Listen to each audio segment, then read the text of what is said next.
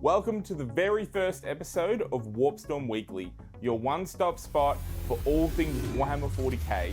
I'm Aaron, and each week we're diving into the latest and greatest from the grimdark universe, whether it's new releases, rules updates, lore, or anything else that's shaken the galaxy. So grab your paints, roll your dice, and let's get into it.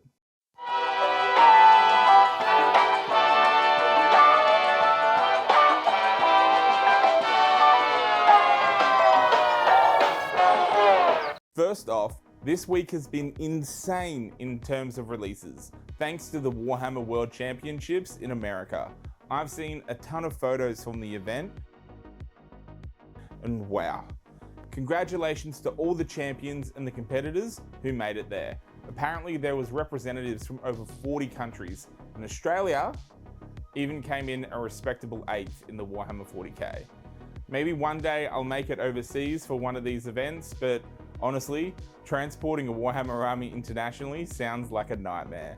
I can barely even get my miniatures to a local game without worrying about them getting destroyed, let alone taking them on a plane. But hey, maybe one day.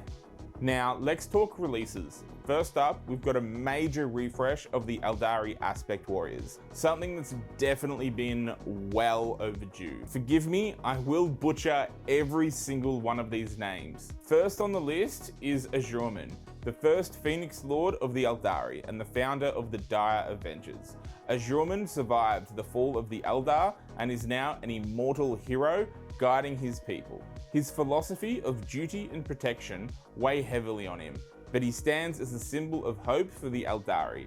Despite the tragic loss of his people, I gotta say, this new model looks fantastic, capturing his legendary status perfectly. Not one, but 2 tactical rocks, and the wrist-mounted shurikens, mwah. Plus a massive sword and banner on his back, though there is one thing I'm not too keen on, that's the mouth on the helmet, but I guess I could just always fix that up with some green stuff or putty if I ever get the model.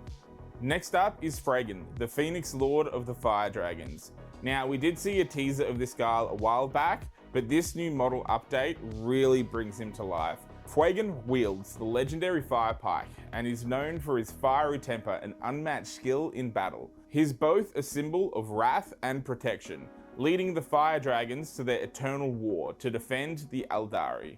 The new miniature is a fantastic update. I'm excited to see how it'll perform on the tabletop, though I am going to miss seeing the tiny old Fragan causing absolute madness, but a gorgeous update, that's for sure. Speaking of fire dragons, they've got new models too. These elite warriors are deadly with their melter weapons, charging into battle to destroy heavily armored targets. They're fearless, skilled, and embody the ideas of destruction and sacrifice. The new models look great, clean, dynamic, and are ready for action. Next is Baharoth, the Phoenix Lord of the Swooping Hawks, a master of aerial combat. Baharoth leads his warriors with speed and precision, using his hawk talons and grenades to strike quickly and retreat before his enemies can respond. He's a symbol of hope and freedom for the Aeldari. This new model really captures his agile, swift nature. And damn, that is one massive tactical rock they have him on. Plus, the paint job and colors are stunning, though I cannot wait to see what some of the community are gonna do with those wings. Probably paint up like some galaxies or at least some really incredible like airbrush work. I think it's gonna look really fantastic once that model gets out there. And if you can spot a pattern here, you're absolutely right. The Swooping Hawks are getting new sculpts too. These warriors excel at hit and run tactics, swooping down from the skies to strike hard and fast. Their role is to harass and disrupt, keeping enemies off balance and outmaneuvering them with ease. The new models look incredibly sharp, dynamic, full of energy, and love that they still have the grille on the helmets very, very clean. Now, here's something a bit more mysterious. Lycus, or Lacus, the Phoenix Lord of the Warp Spiders. This one took me by surprise now, because I could be wrong, but I thought the identity of the Warp Spider Phoenix Lord had been a mystery, but now I guess we have Lycus. Known as the Whispering Web, is fearless and precise. She is armed with unique death spitters and monofilament weapons, and her sword, Vaktakan, can actually carve through reality itself. This model is definitely the most unique and exciting of this release. And if you can't tell, I actually love this model, especially the paint job. But I can't help but be reminded of the 90s cartoon series of Spider-Man, where he becomes the Man-Spider, which is probably why I love this guy so much, and also that how the lightning looks like a spider's web, and that they're phasing in from the warp. I think it's very, very cool. Now, speaking of warp spiders, these guys are getting new models too. Known for their ability to manipulate the warp, they teleport in and out of combat, hitting from unexpected angles. Their death spinners are devastating, capable of shredding both infantry and light vehicles. These new models look phenomenal, perfectly capturing their unpredictable, deadly nature. And now I'm also very excited because I also held off buying these guys for my Aeldari army. I just knew that they would be getting an update. So I definitely will be picking some of these guys up soon the moment they become available. Now let's switch gears into something from the Imperium. This week it's all about the Death Korps of Krieg. This is a legendary fighting force and it's great to see them getting some more love. First up, we have Lord Marshal Varnum Dreer, a battle-hardened combat veteran who's worked his way up from the trenches to the top. He leads from the front and is respected by his men for having done the horrific things he expects from them. This guy looks absolutely badass and will definitely inspire fear in his enemies. Plus, he looks like a much cooler Lord Solar. And I love the barbed wire fence on the base, very trench warfare. Though I bet it won't even take a day for someone to swap the sword in his hand for a shovel. Next, we have the Death Korps Death Riders. These cavalry units charge straight into enemy lines with devastating force. These new models come with a las carbine and frag lancers, perfect for breaking through defenses. These riders are once again just cooler rough riders, with super friendly looking legs, perfect for a nice acid rain in the trenches of a death world.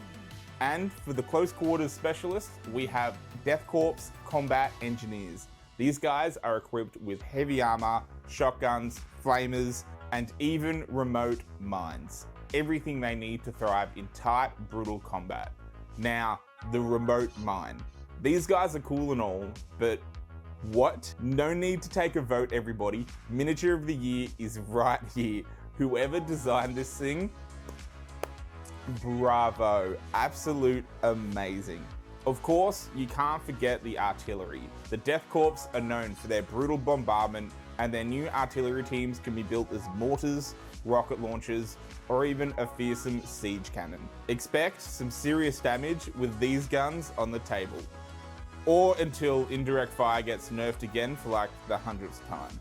We also have a classic command squad, complete with a Lord Commissar to keep everything in check, because with Krieg officers having a notoriously high casualty rate, it's no surprise to see this guy leading from the front.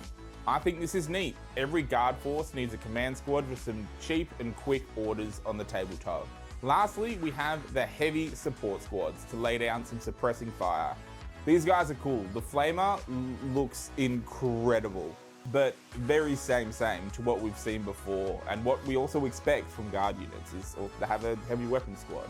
Now, before we wrap up, let's talk about the Grotmus calendar. It's a brand new Warhammer 40k detachment each day of December. So hopefully every single faction are going to get a brand new detachment. I'm quite excited about this, as it'll give some factions who haven't yet received a codex a different way to play while they wait. Just hope it doesn't add too much complexity to the rules, because this game is already pretty dense. And lastly, we have some more Emperor's Children teasers this week, showing off some new helmets. I'm really excited to see what's next for the faction and cannot wait to see what comes out in the next update. That's all for today's episode of Warpstorm Weekly.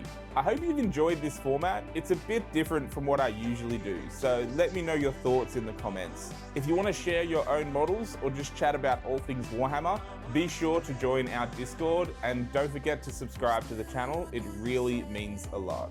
To the community of painters, players, and lore masters, thank you so much for joining me today. Your enthusiasm and support fuel this channel and our shared passion for the grimdark, that is Warhammer 40k. Until our next adventures across the warp, I will see you War Masters next time.